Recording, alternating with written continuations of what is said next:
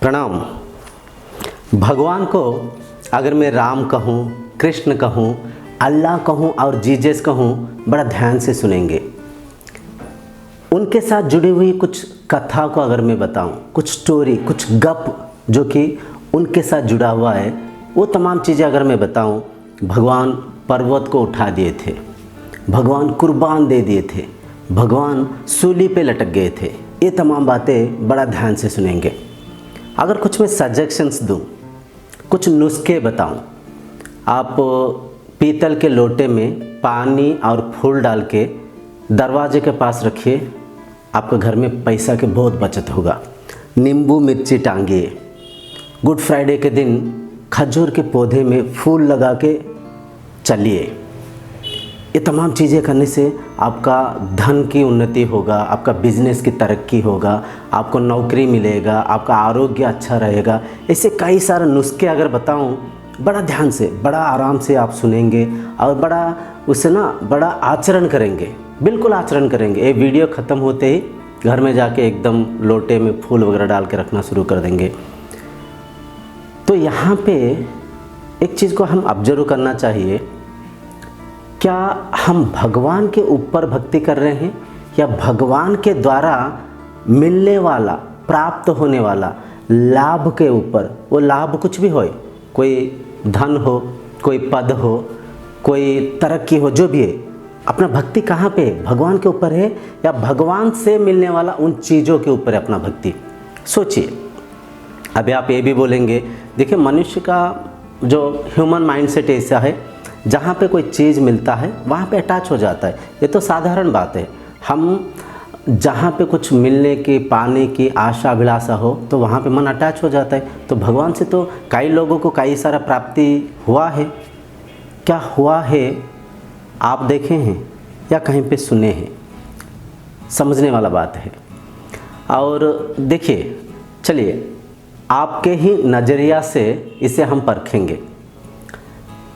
भगवान से कोई चीज़ मिल रहा है, चाहे वो धन हो, पद हो, बल हो, कहीं किसी से सुरक्षा, रक्षा हो, कुछ भी हो, भगवान से मिलने वाला जो लाभ अधिक है या भगवान अधिक है? कहने के तात्पर्य ये है, भगवान से मिलने वाला चीज़ें, वस्तु ज़्यादा है, बड़ा है, लाभवान है या भगवत प्राप्ति लाभवान है?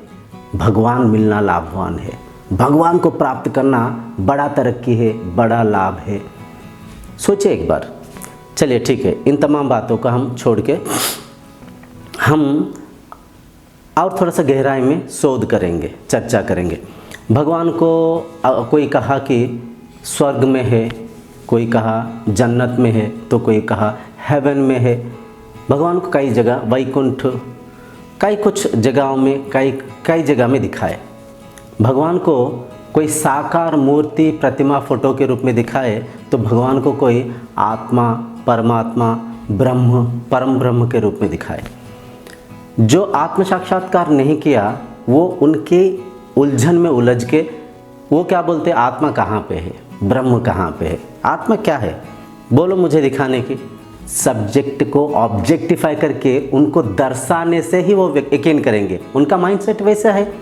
और कोई बोला कि भगवान कोई पेड़ है, भगवान कोई पत्थर है, भगवान कोई मूर्ति है, कोई फ़ोटो है, और हम सब अपने अपने कई सारा भगवानों को बना रखें, कई सारा, कोई 36 लाख भगवानों को हम बना रखें, कई करोड़ों भगवान को हम बना रखें। फिर हम सब बोलते भगवान एक है, हर धर्म में बोलते भगवान एक है। तो भगवान क्या है? भगवान कहाँ पे है?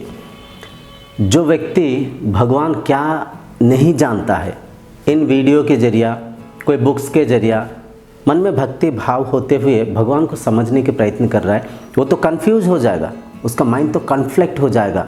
कोई आत्म, ब्रह्म, कोई बोल रहा है भगवान मंदिर में है, चर्च में है, मस्जिद में है, गुरुद्वारा में है, कोई बोलता है ना ना ना ना, भगवान आपके अंदर है, आप में है, आप ही है।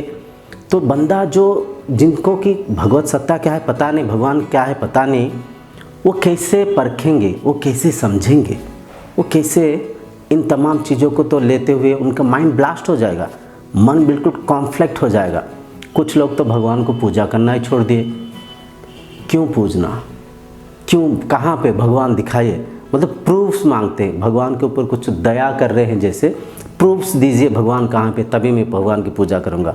कुछ लोग बोलते हैं भगवान होता तो ये जो एक दूसरे के ऊपर बॉम्ब डाल रहे हैं, ये जो एक दूसरे की मार काट हो रहा है, बॉम्ब बनाए हम, बॉम्ब को फेंके हम, बॉम्ब का प्रयोग करें हम, भगवान हमारा ठेका ले रखा है कि भगवान आके हमें बचाए, भगवान आके उस बॉम्ब को बचा ले, गिरना ही ना दे।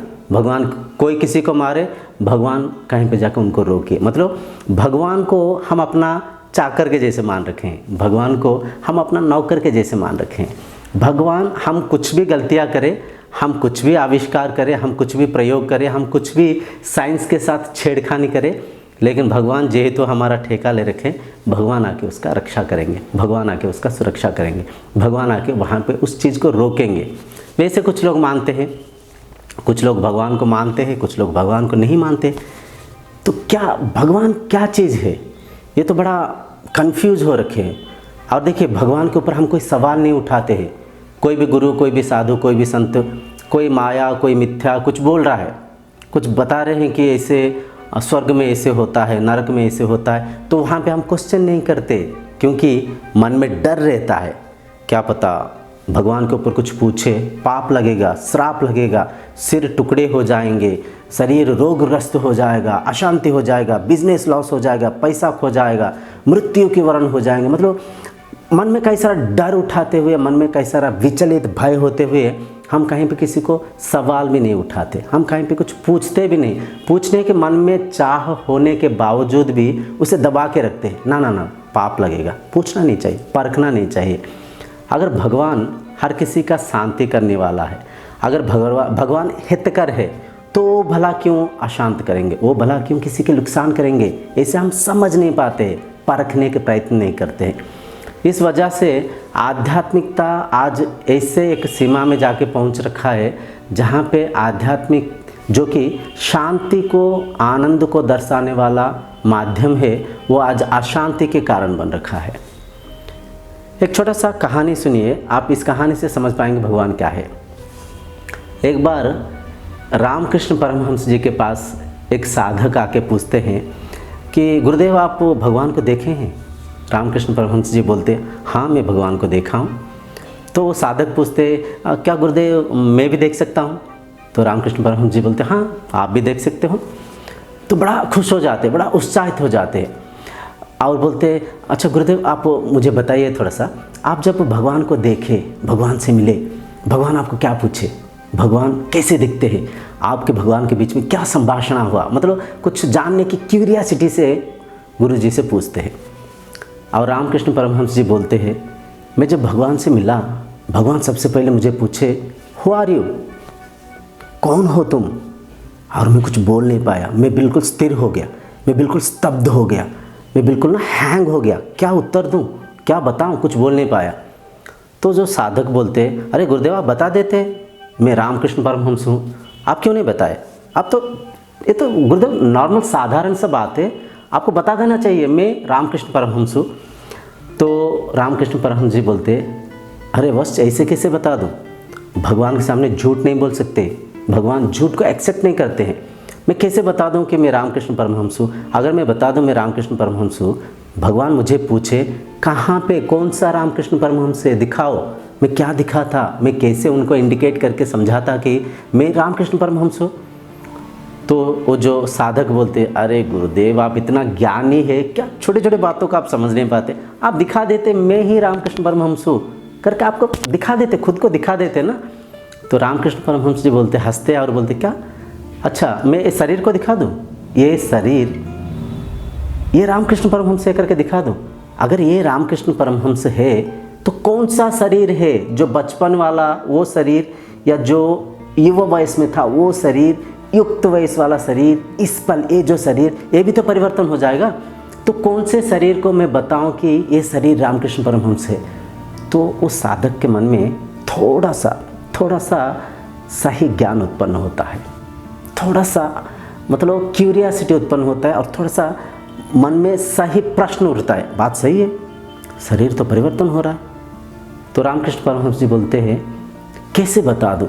और भगवान मुझे और एक प्रश्न पूछे। एक प्रश्न को मैं परखने से पहले दूसरा प्रश्न पूछे कि मैं कौन हूँ। भगवान खुद के तरफ इशारा करते हुए पूछ रहे कि मैं कौन हूँ, मैं क्या जवाब दूँ। ये दो प्रश्न मेरा हजम होने से पहले और एक प्रश्न पूछे, तुम मुझे कहाँ देख रहे हो। तो इसका तो उत्तर मुझे पता था। मैं बोला प्रभु मैं आपको मुझ में देख रहा हूँ। बोला कहाँ परख रहे हो। मुझ में परख रहा हूँ।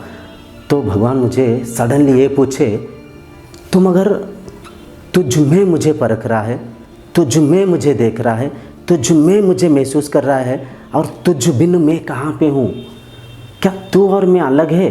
ये तमाम प्रश्नों से मैं हैंग हो गया। तो ये बातें सुन के जो साधक सुन रहे थे वो बोला, अरे गुरुदेव आप तो बड़े ज्ञानी है, आप इतना भी नहीं समझ पाए। आप बोल देते कि मैं मन हूँ।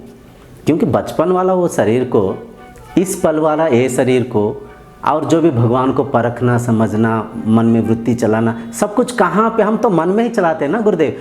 क्या गुरुदेव आप भी बता देते ना मैं मन हूँ। और भगवान मन है क्या, इससे आश्चर्य होकर पूछते क्या आप मन है। तो रामकृष्ण भगवान, जो रामकृष्ण परमहंस जी ये बात बोलते हैं कि क्या मन परिवर्तन नहीं हो रहा है। बचपन वाला वो मन, युवा वयस वाला वो मन, अब के ये मन क्या समान है, वही है, या मन परिवर्तन हो रहा है। अगर मन परिवर्तन हो रहा है तो मैं मन कैसे हूँ। मन भगवान कैसा है। भगवान तो सत चित आनंद स्वरूप है। भगवान तो देश काल वस्तु से परे है। तो भगवान को मैं परिवर्तनशील मन के साथ कैसे जोड़ के बताऊं। ये बात सुनने के बाद वो जो साधक है बिल्कुल स्तब्ध हो जाते, शांत हो जाते। उनके मन में उस पल सही आध्यात्मिकता जागृत होता है। तब उनके मन में सच्ची प्रश्न उठता है, बात सही है, मैं कौन हूँ। फिर जाते हैं, तपस्या करते हैं, तपते हैं, और स्वयं को खोज के इस बात को समझ पाते हैं कि मुझ में, मुझसे भगवान है। मुझ भिन्न संसार में कोई भी चीज़ नहीं है। मैं ये जो सीमित शरीर को, ये जो छोटा सा शरीर में छोटा सा हूँ, इतना बड़ा गोले में एक छोटा सा देश में राज्य में कोई डिस्ट्रिक्ट, और उसके अंदर एक कोई छोटा सा गांव में घर में एक छोटा सा शरीर में मान रहा हूँ। यही शरीर तो हर किसी को परख रहा है। इसी शरीर में तो हर चेतना छुपा हुआ है। हर कोई इससे ही तो जुड़ा हुआ है। अगर ये शरीर नहीं है, ये मन नहीं है, ये बुद्धि नहीं है, ये चित्त नहीं है, ये अहंकार नहीं है, इन तमाम चीज़ों को चलाने वाला वो कॉन्शियसनेस नहीं है, जहाँ पे मैं इस समग्र विश्व को परख रहा हूँ, तो विश्व कहाँ पे है, भगवान कहाँ पे है, मैं और तू के अलगाव भाव कहाँ पे है। तो ये तमाम बातों को वो जो साधक जाके साधना करके आत्म साक्षात्कार करते हैं और समझ पाते हैं। इस तमाम वीडियो को अगर सम अप करके हम समझने के प्रयत्न करें, भगवान को हम देखिए कोई एक मैच के जैसे मैं तू में बांट के, मेरा तेरा में धर्म को, भगवान को बंटवारा करते हुए जीतने के लिए हम परखते रहते हैं। कौन से धर्म पहले जन्म हुआ, कौन से भगवान बड़े हैं, कौन सत्य है, हम भगवान क्या है, मैं क्या हूँ, क्या मुझसे भगवान अलग है, क्या मुझ में है या मेरे बाहर है। हम स्वाध्यायन करने के प्रयत्न नहीं करते। स्वाध्याय मतलब स्वयं को अध्याय करना, स्वयं को पढ़ना, खुद के अंदर क्वेश्चनिंग, मनना मैं क्या हूँ, भगवान मेरे बाहर कैसे है। कोई बोला बाहर है, कोई बोला अंदर है, चलो दोनों की बात मानेंगे। जो बोला मंदिर मस्जिद चर्च गुरुद्वारा में है, और जो बोला आत्मा परमात्मा ब्रह्म अंदर ही है, तो दोनों को हम माध्यम करेंगे। जेहेतु हम बाहर भी नहीं देखे, भीतर भी नहीं देखे, दोनों को माध्यम करते हुए जो भी हम रिचुअल्स करते हैं वो भी गलत नहीं है, उससे भी करिए। मंदिर मस्जिद चर्च गुरुद्वारा जाइए, वहाँ पूजा भजन भक्ति करिए, साथ ही साथ कुछ पल खुद के लिए निकाल के शांत होके, अंतर्मुखी होके, बैठ के, स्थिर होके परखिए मैं कौन हूँ।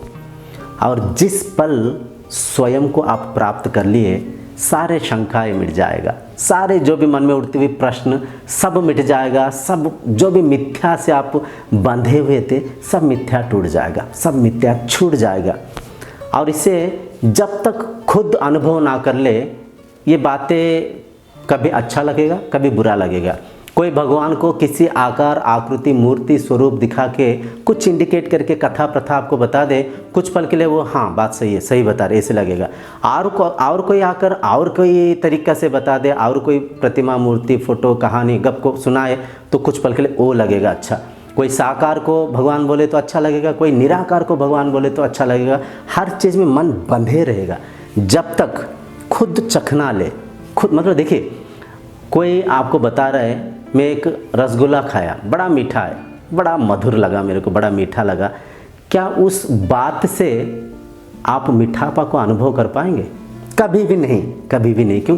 आप हाँ सुन सकते हैं, इमेजिन कर सकते हैं, लेकिन उस मीठा को चख नहीं सकते। मीठापा मीठा कैसा है चखने के लिए खुद को रसगुल्ला को खाना पड़ेगा।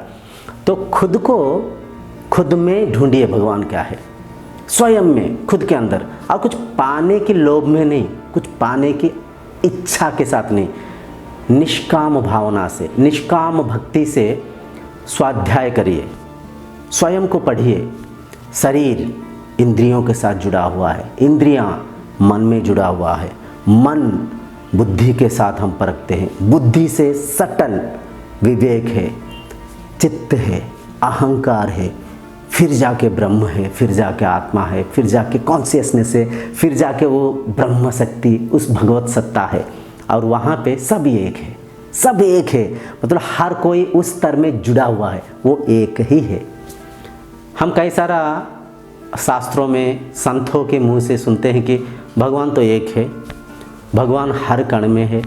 तो भगवान हर कण में है तो मुझ में भी है, मैं भी हूँ, कैसे?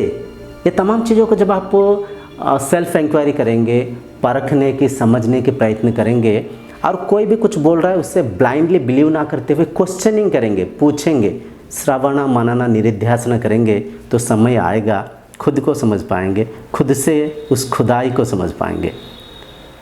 इस कार्यक्रम को यहीं पर रखते हुए अगले कार्यक्रम तक आपसे विदाई मांगते हुए प्रणाम।